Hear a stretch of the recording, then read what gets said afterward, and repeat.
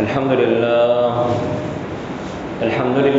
نحمده ونستعينه ونستغفره ونعوذ بالله من شرور أنفسنا ومن سيئات أعمالنا من يهده الله فلا مضل له ومن يضلله فلا هادي له أشهد أن لا إله إلا الله وحده لا شريك له وأشهد أن سيدنا ونبينا ومولانا محمدا عبده ورسوله اللهم صل على محمد وعلى آل محمد كما صليت على إبراهيم وعلى آل إبراهيم إنك حميد مجيد أما بعد فيا عباد الله أوصيكم وإياي أولا بتقوى الله ويقول ربنا تبارك وتعالى في كلامه القديم أعوذ بالله من الشيطان الرجيم بسم الله الرحمن الرحيم يا أيها الذين آمنوا لا تتبعوا خطوات الشيطان ومن يتبع خطوات الشيطان فإنه يأمر بالفحشاء والمنكر صدق الله العظيم. புகழுக்குரியவன் ஒருவன், அவனை அல்லாஹ், அவனையே போற்றுகின்றேன், புகழ்கின்றேன். அல்ஹம்துலில்லாஹ். சத்திய தூதர் சன்மார்க்க போதகர் எமதுர்களுக்கெல்லாம் உயிரான எமதுகளிலும் மேலான பெருமான முஹம்மது முஸ்தபா ரசூலுல்லாஹி ஸல்லல்லாஹு அலைஹி வஸல்லம் அன்னார் பேரிலும் அன்னாரின் உண்மையான வழிமுறைகளை அதன் உண்மையான வடிவிலே எடுத்து நடக்கக்கூடிய முஸ்லிமான முஃமினான ஆண்கள் பெண்கள் அனைவர் பேரிலும் அல்லாஹ்வின் ஸலாத்தும் ஸலாமும் என்றென்றும் உண்டாவதாக. புனிதமிகு ஜுமாவுடைய கடமை நிறைவேற்றுவதற்காக வல்லவன் அல்லாஹுவின் இல்லமா மஸ்ஜிதிலே அவன் கொண்டிருக்கும் அவன் நல்லடியார்களே, மேலானவர்களே, கனவான்களே, சகோதரர்களே, அவனுடைய கட்டளைகளை வாழ்க்கையில் முடியுமான அளவு முழுமையாக எடுத்து நடந்து கொள்ளும்படியும் அவனுடைய விலக்கல்களை முழுமையாக தவிர்த்து ஒதுங்கி நடந்து கொள்ளும்படியும் எனக்கும் அப்பால் உங்களுக்கும் வசியத் செய்து கொள்கிறேன். அன்பு நிறைந்தவர்களே, அல்லாஹ் நல்லடியார்களே, அல்லாஹ் ரப்பல் இஸ்ஸத் ஜல்ல ஜலாலுஹு இந்த உலகத்துடைய வாழ்க்கையை உடம்போடு சம்பந்தப்பட்டதாகவும் மறுமையுடைய வாழ்க்கையை உள்ளத்தோடு சம்பந்தப்பட்டதாகவும் அமைத்து வைத்திருக்கிறார். அல்லாஹ் நல்லடியார்களே, மேலானவர்களே, சகோதரர்களே, இந்த உலகத்தில் நாம் வாழ்வதற்காக ஒரு சொற்ப காலம் அல்லது தற்காலிகமான ஒரு குறுகிய கால வாழ்க்கை அல்லாஹ் தஆலா நமக்கு இந்த உலகத்திலே தந்து அதற்கென்று தயாரிக்கப்பட்ட, அதற்கென்று உருவமைக்கப்பட்ட ஒரு உடம்பையும் அல்லாஹ் தஆலா தந்து இந்த உலகத்திலே நம்மை வாழ வைத்துக் கொண்டிருக்கிறான். சகோதரர்களே, மேலானவர்களே, ஆனால் மறுமையுடைய வாழ்க்கையை பொறுத்த வரையில் அந்த வாழ்க்கையினுடைய சகல நிலைமைகளும் அந்த வாழ்க்கையினுடைய சகல முடிவுகளும் உள்ளத்துடன் சம்பந்தப்பட்டதாக இருந்து கொண்டிருக்கிறது. மேலானவர்களே, சகோதரர்களே, அல்லாஹ் ரப்பல் இஸ்ஸத் ஜல்ல ஜலாலுஹு குர்ஆனிலே சொல்லும் பொழுது யௌம லா யன்ஃபஉ மாலுன் வலா பனூன் இல்லா மன் அத்தல்லாஹ பிகல்பின் சலீம்.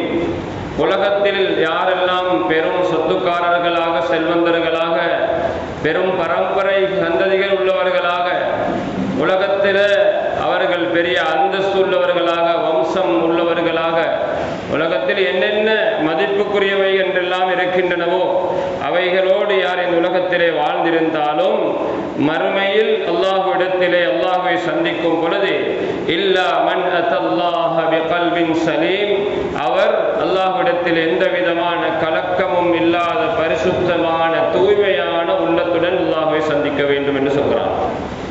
அருமையானவர்களே, மேலானவர்களே, சகோதரர்களே, இந்த உள்ளத்தை தான் அல்லாஹ் ஜல்ல ஜலாலுஹு ஈமானோடு சம்பந்தப்படுத்தி வைத்திருக்கிறான். உள்ளம் ஈமானோடு சம்பந்தப்படுகிறது, ஈமான் உள்ளத்தோடு சம்பந்தப்படுகிறது. அருமை நபியுல்லாஹி ஸல்லல்லாஹு அலைஹி வஸல்லம் அவர்களிடத்தில் ஜிப்ரீல் அலைஹிஸ்ஸலாம் அவர்கள் வந்து சில கேள்விகளை கேட்கிறார்கள். அதிலே அந்த கேள்வியில் ஒன்றுதான் அன்துமின பில்லாஹி வல் யௌமில் ஆகிர், மறுமை நாளை நம்புவது, அல்லாஹ்வை நம்புவது, மறுமை நாளை நம்புவது என்று ஈமானுடைய அம்சங்களை இப்ராஹீம் அலைஹிஸ்ஸலாம் அவர்கள் நபி அலைஹிஸ்ஸலாம் அவர்களுக்கு சொல்லிக் கொடுக்கிறார். அருமையுள்ளவர்களே, சகோதரர்களே, மேலானவர்களே, ஆகவே அந்த வகையில் மறுமையுடைய வாழ்க்கையின் சகல நிலைமைகளையும் அல்லாஹ் ஜல்ல ஜலாலுஹு மனிதனாகிய எம்முடைய உள்ளத்தோடு சம்பந்தப்படுத்தி வைத்திருக்கிறான். அது உள்ளத்துடன் சம்பந்தப்படுகிறது. உள்ளம் பரிசுத்தப்படுத்தப்படுமானால் மறுமையுடைய வாழ்க்கை பரிசுத்தமானதாக, கலக்கமற்றதாக, சந்தோஷமானதாக அமையும் என்பதில் சந்தேகம் கிடையாது. அங்கே உள்ளத்திலே ஏதாவது கலக்கங்கள் இருந்தால், உள்ளத்தில் கலப்படம் இருந்தால், நாம் உலகத்திலே செய்த அமல்களில் ஏதாவது கலப்படங்கள் இருந்தால் மறுமையில் அந்த அமல்கள் எந்த விதமான பிரயோஜனமும் தரமாட்டாது என்பதை தான் அல்லாஹ் ஜல்ல ஜலாலுஹு அல் குர்ஆனில் சூசகமாக நமக்கு தெளிவுபடுத்துகிறான். ஆகவே மேலானவர்களே, அருமையானவர்களே, சகோதரர்களே, அந்த வகையில் அல்லாஹ் ஜல்ல ஜலாலுஹு அருமை நபியுல்லாஹி ஸல்லல்லாஹு அலைஹி வஸல்லம் அவர்களினூடாக நமக்கு பல புத்திமதிகளை சொல்லி தந்திருக்கிறார்கள். அதன் மூலம் இந்த உலகத்திலும் மறுமையிலும் வெற்றி பெறலாம் என்பதை வழிகாட்டி இருக்கிறார்கள். சகோதரர்களே, மேலானவர்களே, அருமை ரசூலுல்லாஹி ஸல்லல்லாஹு அலைஹி வஸல்லம் அவர்களோடு சஹாபாக்கள் எந்த அளவுக்கு அன்புள்ளவர்களாக இருந்தார்கள் என்றால், அருமை நபியுல்லாஹி ஸல்லல்லாஹு அலைஹி வஸல்லம் அவர்கள் மீது சஹாபாக்களுக்கு எந்த அளவுக்கு காதல் இருந்தது என்றால், அருமை நபியுல்லாஹி ஸல்லல்லாஹு அலைஹி வஸல்லம் அவர்களை ஒரு கண் சிமிட்டுகின்ற நேரம் கூட கண்ணால் பார்க்காமல் இருக்க முடியாது என்கின்ற அளவுக்கு நபியோடு அல்லாஹ்வுடைய தூதர் ஸல்லல்லாஹு அலைஹி வஸல்லம் அவர்களோடு சஹாபாக்களுக்கு பிரிய முடியாத அன்பு இருந்தது என்பதை வரலாற்றினூடாக நாம் தெளிவாக தெரிந்து கொள்ள முடியும். சாப்பிட்டு கொண்டிருப்பார்கள். திடீரென்று நபி அலைஹிஸ்ஸலாம் அவர்களை ஞாபகம் வந்தால் அவர்கள் சாப்பிட்டுக் கொண்டிருந்தபடியே நபி அலைஹிஸ்ஸலாம் அவர்களை பார்த்து விட்டு வருவதற்காக செல்வார்கள். சில சந்தர்ப்பங்களில் சஹாபாக்கள் நினைப்பார்கள், யா ரசூலல்லாஹ், உங்களையும் ஞாபகம் வருகிறது, என்னையும் ஞாபகம் வருகிறது, உங்களுடைய மௌத்தையும் என்னுடைய மௌத்தையும் நான் ஞாபகப்படுத்துகிறேன். எப்பொழுதாவது நான் உங்களுக்கு முன் மரணித்தால் அல்லது நீங்கள் எனக்கு முன்பதாக மரணித்தால் நான் மறுமையில் உங்களுடன் எங்கு இருப்பேன் என்று சஹாபாக்கள் நபி அலைஹிஸ்ஸலாம் அவர்களுடன் கேள்வி கேட்கின்றவர்களாக அடிக்கடி இருந்திருக்கிறார்கள். அருமை நபி ஸல்லல்லாஹு அலைஹி வஸல்லம் அவர்களோடு அந்த அளவுக்கு பாசமும் அன்பும் உள்ளவர்களாக சஹாபாக்கள் இருந்தார்கள். ஏனென்றால் அந்த சஹாபா பெருமக்களை அல்லாஹ் ஜல்ல ஜலாலுஹு அந்த ரசூலுல்லாஹி ஸல்லல்லாஹு அலைஹி வஸல்லம் அவர்களுக்காகவே தெரிவு செய்தெடுத்திருந்தார். மேலானவர்களே, கனவான்களே, சகோதரர்களே, இன்று நாமும் அந்த அளவுக்கு நபியுடன் அன்பு இருக்கிறது. அந்த நபி அலைஹிஸ்ஸலாம் அவர்களின் மீது எங்களுக்கும் அன்பு இருக்கிறது, சந்தேகம் கிடையாது. அந்த அன்பை நாம் வெளிப்படுத்துவதற்காக நமக்கு முன்னிலையில் நபி அலைஹிஸ்ஸலாம் இன்று உயிருடன் இல்லை. ஆனால் சகோதரர்களே, மேலானவர்களே, ஒரு ஹதீஸ் கலை பாடம் நடத்தக்கூடிய ஒரு மிகப்பெரிய உலகத்திலே இருக்கின்ற, அதாவது இந்தியாவில் இருக்கின்ற மிகப்பெரிய ஒரு அரபுக்கலை பாடசாலை தான் சகோதரர்களே. அங்கே ஹதீஸ் கலை பாடம் நடைபெறுகின்ற அந்த வகுப்பறையிலே எழுதப்பட்டிருந்தது, அஹ்லுல் ஹதீஸி ஹும் அஹ்லுன் நபி. ஹதீஸை படிக்கின்றவர்கள், ஹதீஸை வாழ்க்கையில் அமல் செய்கின்றவர்கள், நபி அலைஹிஸ்ஸலாம் அவர்களுடைய ஹதீஸின் பிரகாரம் தன்னுடைய வாழ்க்கையை அமைத்துக் கொள்கின்றவர்கள், அவர்கள் நபியுடைய குடும்பத்தார்கள்.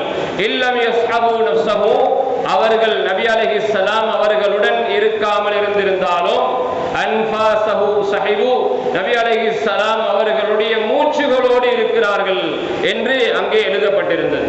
சகோதரர்களே, மேலானவர்களே, நாம் இன்று நபியோடு இருக்க வேண்டும் என்ற ஆசை இருந்தாலும் நபி அலைஹிஸ்ஸலாம் அவர்களுடைய மூச்சு நம்மிடத்திலே அதிகமாக இருக்கின்றன.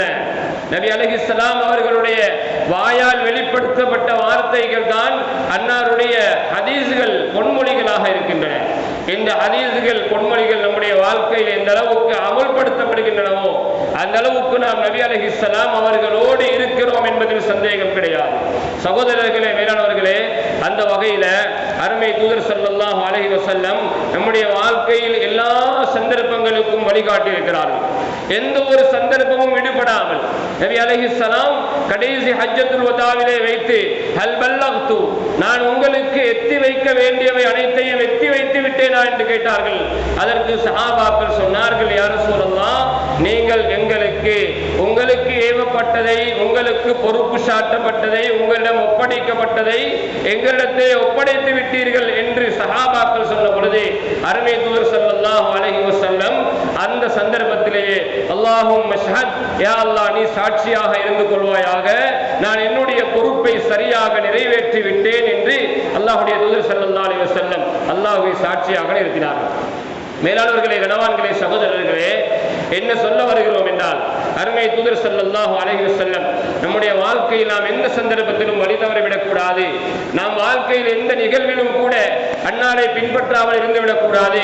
நம்முடைய வாழ்க்கையில் எந்த நிகழ்வும் கூட அந்த நபி அலைஹிஸ்ஸலாம் அவர்கள் காட்டித் தந்த வழிமுறைக்கு முரணானதாக, மாற்றமானதாக, அதற்கு மிகவும் வித்தியாசமான ஒன்றாக இருக்கக்கூடாது என்பதற்காக இபாதத்திலும் கூட அன்றாடம் நம்முடைய வாழ்க்கையில் இருக்கக்கூடிய ஆதாத் என்று சொல்லப்படக்கூடிய நாம் வாழ்க்கையில் அன்றாடம் நம்முடைய வாழ்க்கையில் கடைபிடிக்கக்கூடிய அன்றாட விஷயங்கள், காலையில் எழுந்ததிலிருந்து இரவிலே படுக்க செல்லும் வரைக்கும் நாம் என்னென்ன விடயங்களில் எல்லாம் ஈடுபட்டுகின்றோமோ அவைகளுக்கெல்லாம் ஆதாத் என்று சொல்லப்படும். நாம் சாப்பிடுகிறோம், நாம் குடிக்கிறோம், நாம் பிரயாணம் செய்கிறோம், ஆடை அணிகிறோம், குளிக்கிறோம், நாம் இரவிலே தூங்கச் செல்கிறோம், சகோதரர்களே, மேலானவர்களே, அதற்கிடையிலே பிள்ளைகளை வளர்க்கிறோம், வியாபாரம் செய்கிறோம், தொழில்துறவுக்காக புறப்பட்டு செல்கிறோம், குடும்ப வாழ்க்கை, மனைவியோடு நம்முடைய குடும்ப வாழ்க்கை, இல்லற வாழ்க்கை நடத்துகிறோம். எதுவென்றாலும் அவைகள் அனைத்துக்கும் அல்லாஹ்வுடைய தூதர் ஸல்லல்லாஹு அலைஹி வஸல்லம் அழகான முறையில் வழிகாட்டி இருக்கிறார்கள். அப்படி வழிகாட்டவில்லை என்றிருந்தால் அல்லாஹ் ஜல்ல ஜலாலுஹு அல் குர்ஆன்ல லகத் கான லகும் ஃபீ ரசூலில்லாஹி உஸ்வத்துன் ஹஸனா, அல்லாஹ்வுடைய தூதர் ஸல்லல்லாஹு அலைஹி வஸல்லம் அவர்களுடைய வாழ்க்கையில உங்களுக்கு அழகான முன்மாதிரி இருக்கிறது என்று ஒருபோதும் சொல்லி இருக்க மாட்டார். எனவே மேலானவர்களே, சகோதரர்களே, அருமை தூதர் ஸல்லல்லாஹு அலைஹி வஸல்லம் ஒரு ஹதீஸிலே நமக்கு ஒரு அழகான உதாரணத்தை சொல்லி காட்டி ஒரு முக்கியமான விடயத்தை தெளிவுபடுத்துகிறார்கள்.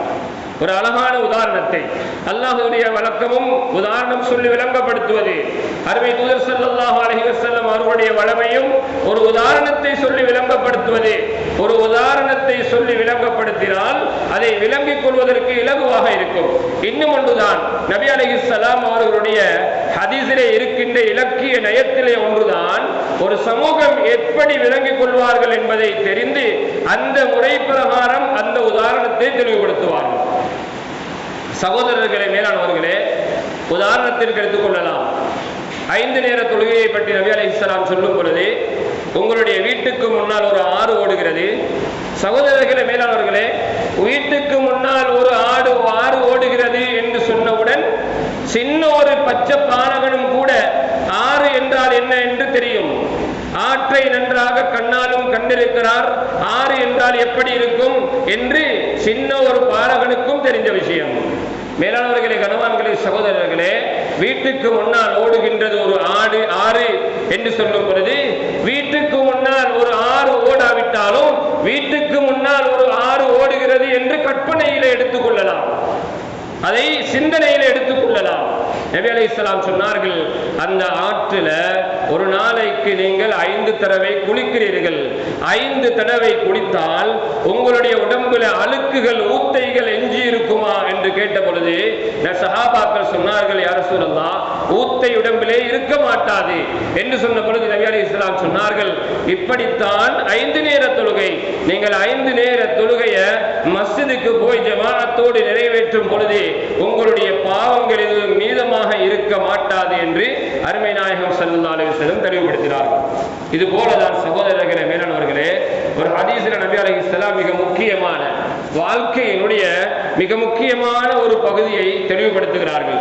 இன்னல் ஹலால பையினுன் வ இன்னல் ஹராம பையினுன் வ பைனஹுமா உமூருன் முஷ்தபிஹாத் லா يعلمهن كثير من الناس فمن اتقى الشبهات فقد استبرأ لدينه وعرضه ومن وقع في الشبهات وقع في الحرام என்று ஒரு ஹதீஸை சொல்கிறார்கள். அதாவது ஹலால் இருக்கிறது, அனுமதிக்கப்பட்டது இருக்கிறது, அது மிக தெளிவாக இருக்கிறது.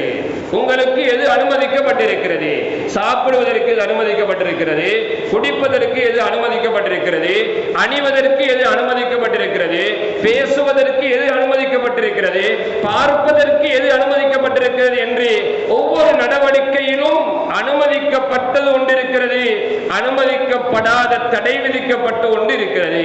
இந்த ரெண்டுமே தெளிவாக இருக்கிறது. நபி அலைஹிஸ்ஸலாம் சொன்னார்கள், இன்னல் ஹலால பையினுன் வ இன்னல் ஹராம பையினுன். ஹலாலும் தெளிவாக இருக்கிறது, ஹராமும் தெளிவாக இருக்கிறது. சொல்லிவிட்டு சொன்னார்கள், வபைனஹுமா, மிக பயங்கரமான இன்னும் ஒரு விஷயம் இருக்கிறது, மூன்றாவது ஒரு பகுதி இருக்கிறது, அது பயங்கரமானது. ஹலால் தெளிவாக இருக்கிறதா, அதை நாம் எடுத்து சாப்பிடலாம். தெளிவான ஹலாலா, அதை நாம் எடுத்து குடிக்கலாம். தெளிவான ஹலாலா, அதை நாம் பேசலாம், அதை பார்க்கலாம், அதை அணியலாம். தெளிவான ஹராமா, அதிலிருந்து எங்களை பாதுகாத்துக் கொள்ளலாம். ஆனால் நபி அலைஹிஸ்ஸலாம் சொன்னார்கள், வபைனஹுமா உமூருன் முஷ்தபிஹாத், அவைகளுக்கு இடையில சில விடயங்கள் இருக்கின்றன, அது சந்தேகத்திற்கிடமானவை. சந்தேகத்திற்கிடமானவை. ஹலால் என்று முடிவு செய்ய முடியாது, ஹராம் என்று முடிவு செய்து கொள்ள முடியாது. இப்பொழுது என்ன செய்வது என்பதைத்தான் நபி அலைஹிஸ்ஸலாம் ஒரு உதாரணத்தினூடாக தெளிவுபடுத்துகிறார்கள். என்ன செய்வது? ஹலால் என்றால் எடுத்து நடக்கலாமே, ஹராம் என்றால் தவிர்ந்திருக்கலாமே, பாதுகாத்துக் கொள்ளலாமே. ஆனால் ரெண்டுக்கும் இடையில சந்தேகத்திற்கிடமான சந்தேகத்திற்கிடமான ஒன்று இருக்கிறது. இந்த சந்தேகத்திற்கிடமான ஒன்றை எப்படி நாம் கையாளுவது? சந்தேகத்திற்கிடமானதை கையாளுவதை சிரமமானதாக காட்டல நபி அலைஹிஸ்ஸலாம் அழகாக விளங்கப்படுத்துகிறார்கள். சொன்னார்கள், வபைனஹுமா உமூருன் முஷ்தபிஹாத், அதை சொல்லிவிட்டு சொன்னார்கள், லா யஅலமுஹுன்ன கஸீரும் மினன் நாஸ், அதை அதிகமான மனிதர்கள் தெரிந்து கொள்ள மாட்டார்கள். மனிதர்களில் அதிகமானவர்களுக்கு சந்தேகமானவற்றை தெளிவாக தெரிந்து கொள்ள முடியாது. எனவே ஹலாலுட வழியில போங்க, ஹராமான வழியை நீங்க உங்களோட வாழ்க்கையில தடுத்து கொள்ளுங்க. ரெண்டுக்கும் இடையில சந்தேகமானதா, அங்குதான் பேணுதல் என்ற ஒரு வாழ்க்கை இருக்கிறது.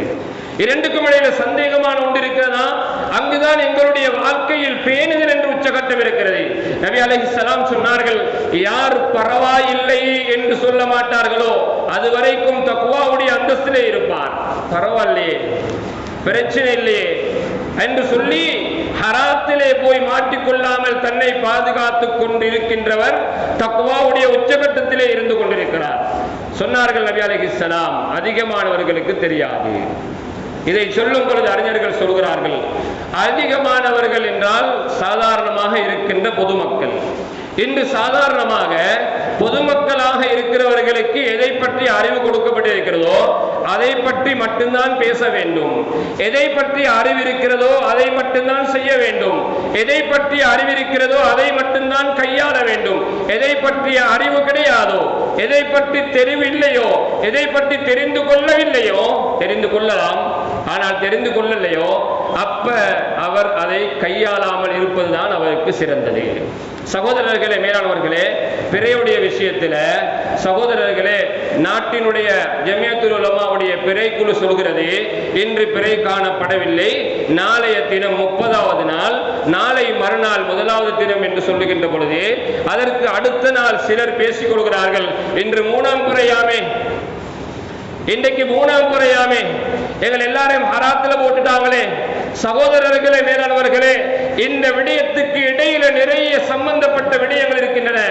அதில நபி அலைஹிஸ்ஸலாம் அவர்களுடைய ஹதீஸினுடைய வெளிச்சத்தில் அறிஞர்களின் மூலம் ஆராய்ச்சி செய்யப்பட்டு அங்கே வழிகாட்டப்பட்ட ஏராளமான விடயங்கள் இருக்கின்றன.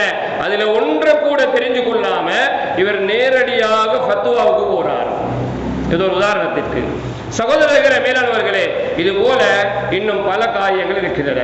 எனவே சந்தேகத்திற்கிடமான விடயங்களை தவிர்த்து கொள்வது, அதில் பாதுகாப்பாக இருந்து கொள்வது, அதில் பேணுதலாக இருந்து கொள்வது பொதுமக்களாகிய எங்களுடைய மிக பெரும் கடமையாக இருந்து கொண்டிருக்கின்றது. சகோதரர்களே, நபி அலைஹிஸ்ஸலாம் அந்த உதாரணத்தை சொல்கிறார்கள். ஃபமனித்தக ஷுபஹாத், இப்ப சந்தேகமானது இருக்கிறதா, இது சந்தேகமா, அதை விட்டு தவிர்த்து கொள்கிறார், அதை விட்டு போடுறார், அதை விட்டு விடுகிறார் என்றால் அவர் உலகத்தில் தன்னுடைய மார்க்கத்தை பாதுகாத்துக் கொண்டு விட்டார்.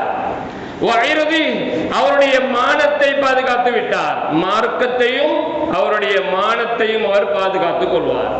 வமன் வகஅ பிஷ்ஷுபஹாத், யாராவது இது சந்தேகம் என்று தெரிஞ்சும் கூட அது பிரச்சனை இல்லையே, ஹராம் என்று சுத்தமாக சொல்லலையே, அதனால நாங்க இதை செஞ்சா பிரச்சனை கிடையாது, பரவாயில்லையே என்று சொல்லி ஹராத்தை போய் அதாவது சந்தேகமானதிலே கையை வைத்தால் ஃபகத் வகஅ ஃபில் ஹராம், அவர் ஹராத்திலே மாட்டிக்கொள்வார் என்று சொன்னார்கள் நபி அலைஹிஸ்ஸலாம். அதற்கு ஒரு உதாரணத்தை சொல்லி விளங்கப்படுத்தினார்கள். கர்ராஇ, ஒரு ஆடு அல்லது ஒரு மாடு அல்லது ஒரு ஒட்டகம், ஏதோ மேய்க்கின்ற பிராணி, ஆடு என்று வைத்துக் கொள்வோமே, ஆட்டை ஒரு ஆட்டு இடையன் மேய்த்துக் கொண்டிருக்கிறார். ஆட்டினுடைய இடையன் அவர் அவருடைய ஆட்டை மேய்த்துக் கொண்டிருக்கிறார், அது ஆட்டு மந்தையை மேய்த்துக் கொண்டிருக்கிறார். ஆடுகள் மேய்ந்து கொண்டிருக்கின்றன. அங்கே ஒரு வேலி போடப்பட்டிருக்கிறது. அந்த வேலிக்கு உள்ளால் உள்ள பகுதியில யாருக்கோ சொந்தமான ஒரு நிலம் இருக்கிறது. அந்த நிலத்திலே பயிர்கள் பயிரிடப்பட்டிருக்கின்றன. ஏதோ மரக்கறிகள் அல்லது கீரை வகைகள் அல்லது பெருமதியான விளைச்சலை தரக்கூடிய ஏதோ பயிர்கள் அங்கே பயிரிடப்பட்டிருக்கின்றன, நாட்டப்பட்டிருக்கின்றன. அங்கே அதற்காக ஒரு பாதுகாப்பு வேலியும் போடப்பட்டிருக்கிறது. நபி அலைஹிஸ்ஸலாம் சொன்னார்கள், இந்த ஆட்டை அல்லது இந்த மாட்டை மேய்க்கின்றவர் தன்னுடைய அந்த வேலிக்கு வெளியாலே அந்த ஆடுகள் மேய்ந்து கொண்டிருப்பதை பார்த்து கொண்டிருக்கிறார். அருகிலே செல்லும் பொழுது, வேலிக்கு அருகிலே அந்த ஆட்டு மந்தை செல்லும் பொழுது அவர் என்ன செய்ய வேண்டும்? அந்த ஆட்டு மந்தையை வேலிக்கு அருகில் செல்லாமல் வேலியை விட்டு தூரமாக்கி விடுவார். காரணம் என்னவென்றால், ஆட்டு மந்தை அந்த வேலியை மேயலாம். வேலியிலே வாயை வைத்து வேலியில் இருக்கின்ற மரத்தை சாப்பிட்ட மாடு அல்லது அந்த பிராணி, அந்த மிருகம் அந்த வேலிக்குள்ளே தலையை போட மாட்டாது என்பதற்கு உத்தரவாதம் கிடையாது. சொன்னார்கள் நபி அலைஹிஸ்ஸலாம், வேலி அருகிலே மேய்ந்து கொண்டிருக்கின்ற அந்த பிராணியை, மிருகத்தை மேய்க்கின்றவர் பாதுகாப்பாக வைத்துக் கொள்ளவில்லை என்றால் அந்த பிராணி வேலிக்குள்ளே மேய்ந்து அடுத்தவருடைய அந்த அதாவது பயிர்களை மேய்ந்து அனுமதிக்கப்படாத அந்த வேலிக்குள்ள, வேலி போடப்பட்டிருக்கின்ற அந்த பகுதிக்குள்ளே போய் அங்கே உள்ளே நட்டப்பட்டிருக்கின்ற பயிர்களை சாப்பிட்டு நாசமாக்கிவிடும். சொன்னார்கள் நபி அலைஹிஸ்ஸலாம், இது போலதான் ஒருவர் சந்தேகமானதிலே கையை வைப்பது, அந்த வேலியிலே கையை வைப்பது போல, வேலியிலே கையை வைத்தால் வேலிக்குள்ளே இருப்பது ஹராம். ஹராத்தை அல்லாஹ் தஆலா தடை செய்து வைத்திருக்கிறான். ஹராத்திற்கு அல்லாஹ் தஆலா ஒரு வேலியை போட்டு வைத்திருக்கிறான். அந்த வேலிக்குள்ளே போய் மேய்ந்தால் அது ஹராமாக இருக்கிறது. அந்த ஹராத்திலே அவர் மாட்டிக்கொள்வார். அறிஞர்கள் எழுதுகிறார்கள், வேலிக்கு தூரமாக இருந்து வேலிக்கு அருகாமையிலே செல்லாமல் வேலி அங்கே இருக்கிறது, தன்னுடைய பிராணிகளை இங்கே மேய்த்துக் கொண்டிருக்கிறார் என்றால் இவருக்கு சற்று கவனம் இல்லாமல் போகலாம், இவருக்கு தூக்கம் மிகைக்கலாம், இவர் தன்னுடைய வேறு வேலைகளில் ஈடுபடலாம். இவர் தன்னுடைய வேலைகளில் ஈடுபட்டு கொண்டிருக்கும் பொழுது அந்த பிராணி தன்னை அறியாமல் தனிச்சையாக அந்த வேலிக்கு அருகாமையிலே செல்லலாம். எனவே தூரமாக மேய்த்து கொண்டிருந்தால் அது அருகிலே செல்லும் பொழுது இவர் உடனடியாக போய் அந்த பிராணியை, மிருகத்தை தடை செய்து கொண்டு தடுத்து கொண்டு வந்து அந்த வேலியை மேயாமல் பாதுகாத்துக் கொள்ளலாம் என்று அறிஞர்கள் தெளிவுபடுத்துகிறார்கள். மேலானவர்களே, கனவான்களே, சகோதரர்களே, எனவே என்ன சொல்ல வருகிறேன் என்றால், சமூகத்தில் இன்று பரவலாக காணப்படுகின்ற ஒரு நோய் தான் ஹராத்திலே கையை வைக்கிறார்கள். ஹராத்துல கையை வைக்கிறாங்க. இன்றைக்கு முன்னேற்றத்தை கருதியோ அல்லது வாழ்க்கையில் ஏதாவது செழிப்பை பார்க்க வேண்டும் என்று சொல்லியோ அல்லது மாற்று மதத்தவர்கள் வாழ்வதை போல நானும் மேலோங்கி வாழ வேண்டும் என்றோ, அவர்கள் வாகனத்திலே பயணிக்கிறார்கள், நானும் வாகனத்திலே பயணம் செய்ய வேண்டும், அவர்களுடைய வீடுகளை மாடிகளாக மாளிகைகளாக கட்டுகிறார்கள், நானும் அப்படி கட்ட வேண்டும், அவர்கள் இப்படியெல்லாம் வாழ்கிறார்கள், அவருடைய பிள்ளைகள் லக்ஸரி லைஃப் வாழ்றாங்க, நானும் அப்படி வாழணும், அவருடைய பிள்ளைகள் பெரும் பெரும் பாடசாலைகளிலே படிக்கிறார்கள், என்னுடைய பிள்ளையும் படிக்கணும், அவருடைய பிள்ளைகள் இப்படி எல்லாம் அனுபவிக்கிறார்கள், நானும் அப்படி அனுபவிக்க வேண்டும், என்னுடைய பிள்ளைகளும் அனுபவிக்க வேண்டும் என்பதற்காக ஹராத்திலே போய் கையை வைக்கிறார்கள். அல்லாஹ்வுடைய நல்லடியார்களே, வேளாண்மை சகோதரர்களே, உலகத்திலே ஹராம் எமக்குரியது அல்ல, ஹராம் எமக்குரியது அல்ல. ஹராம் என்ற ஒன்றை அல்லாஹ் தஆலா எமக்காகத்தான் விதித்திருக்கிறான். அந்த ஹலாலும் ஹராமும் எம்முடைய முஸ்லிம்களுக்காகத்தான் அல்லாஹ் தஆலா விதித்திருக்கிறான். ஹராம் ஹலால் என்பது அல்லாஹ்வை நம்பாத, அல்லாஹ்வை ஏற்றுக்கொள்ளாத, கலிமா சொல்லாத முஸ்லிம் அல்லாதவர்களுக்கு எந்த ஹலாலும் கிடையாது, எந்த ஹராமும் கிடையாது.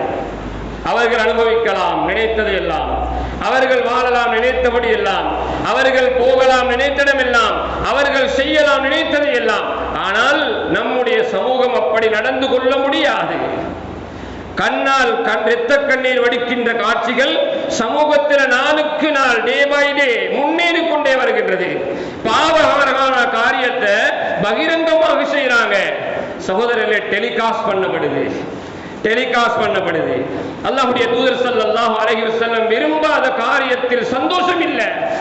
அல்லாஹ்வுடைய தூதர் ஸல்லல்லாஹு அலைஹி வஸல்லம் தடுத்த காரியங்கள்ல, அல்லாஹ் தஆலாவுடைய தூதர் ஸல்லல்லாஹு அலைஹி வஸல்லம் வேண்டாம் என்று சொன்ன விடயங்கள்ல ஒரு நாளும் கண்ணியம் இருக்க மாட்டாது, ஒரு நாளும் நலவு இருக்க மாட்டாது, ஒரு நாளும் சந்தோஷம் இருக்க மாட்டாது, முன்னேற்றம் கிடையவே கிடையாது. யம்ஹகுல்லாஹு ரிபா வயுர்பிஸ் ஸதகாத்.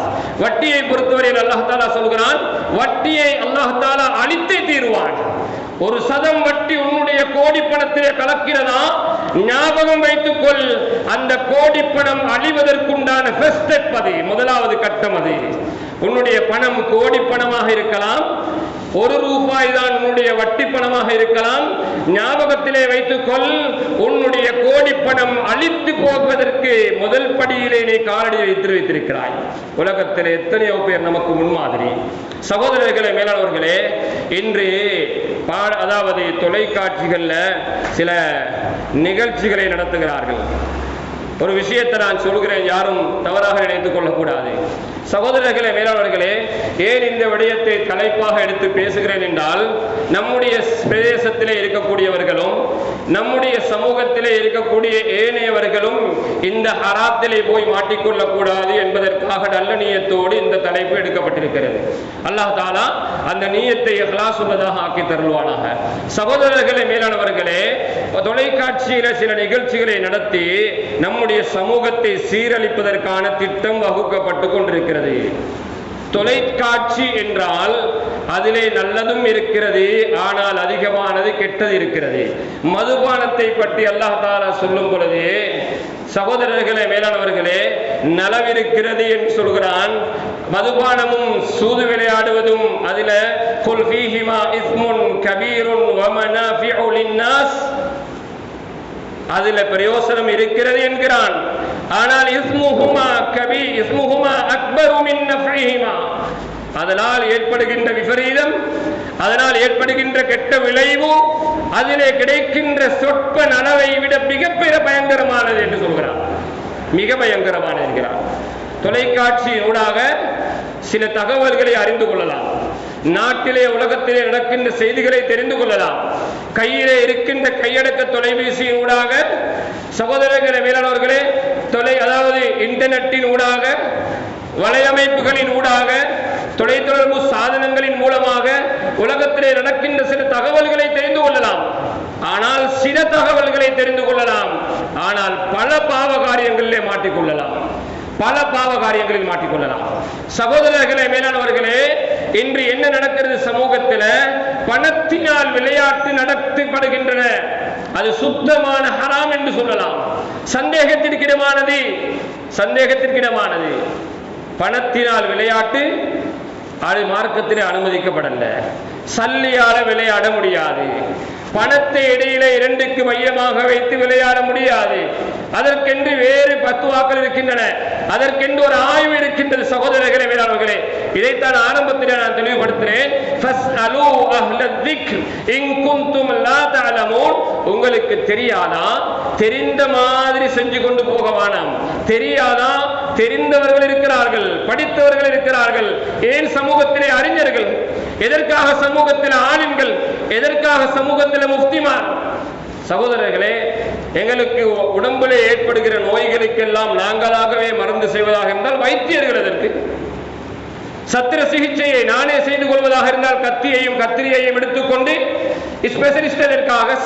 சர்ஜன்மார் எதற்காக? சகோதரர்களே, வீட்டை கட்டுவதற்காக என்று இருக்கின்ற நிபுணர்கள் தான் அவர்கள் கான்ட்ராக்ட் பண்ண எடுக்கக்கூடியவங்க பாஸ்மார் இருக்கிறார்கள், கொத்து வேலை செய்கின்றவர்கள் இருக்கிறார்கள், கொத்தனார்கள்.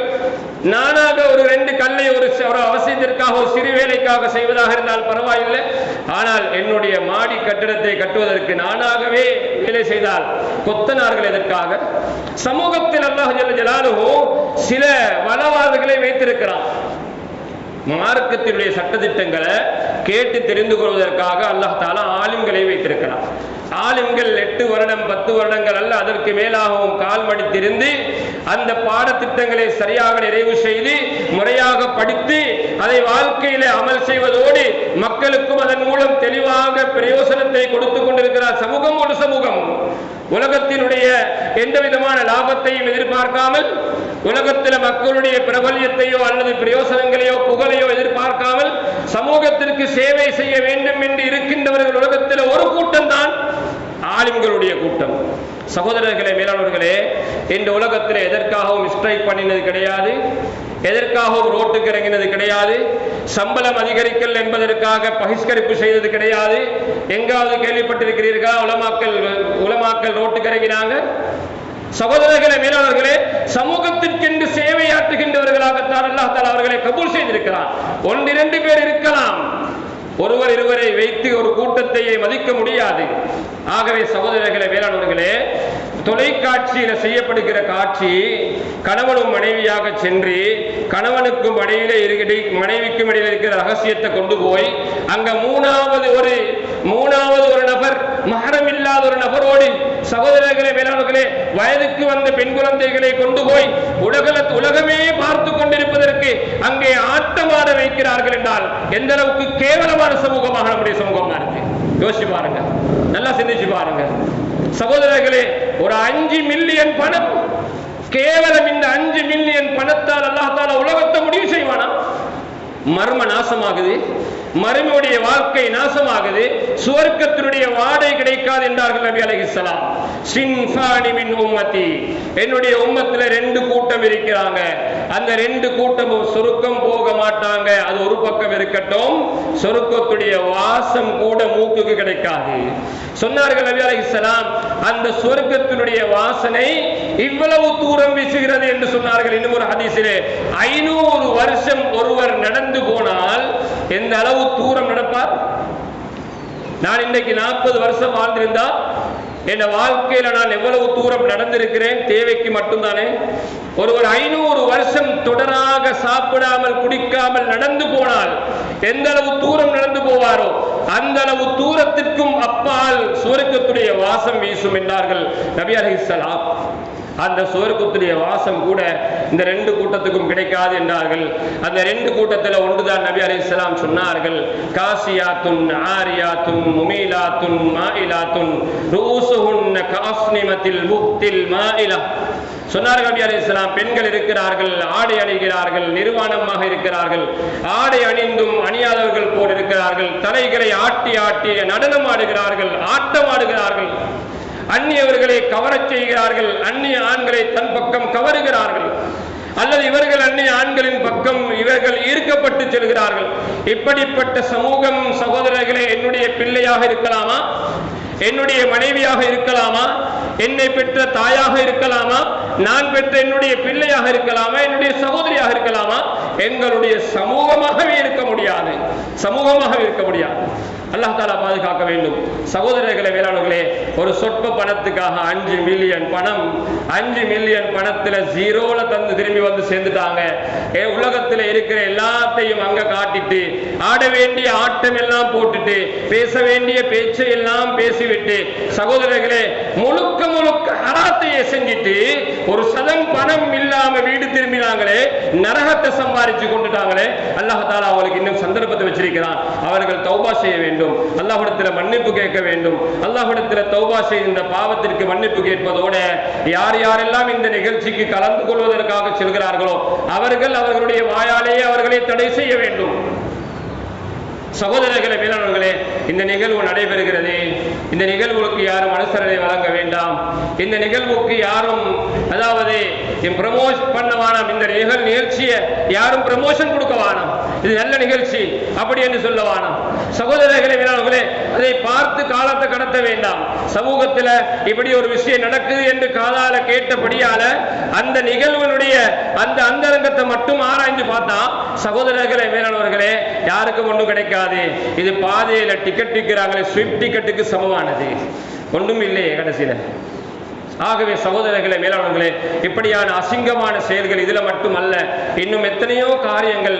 வட்டியில கைய வைக்கக்கூடிய சமூகம் நிறைய மாறிட்டாங்க. இன்றைக்கு வாகனம் பினான்ஸ்ல, இன்சூரன்ஸ்ல, சகோதரர்களே, மேலாளர்களே, இன்றைக்கு லோன்ல வியாபாரம் என்று முன்னேற்றத்திற்காக செய்ய முடியாத, அதாவது வீழ்ச்சிகளை தவிர்ப்பதற்காக, நஷ்டங்களை ஈடு செய்வதற்காக என்று சமூகத்தில் நிறைய பேர் வட்டியிலையும் ஹராத்திலையும் கைய வச்சு முன்னேறலாம் என்று எதிர்பார்க்கிறாங்க.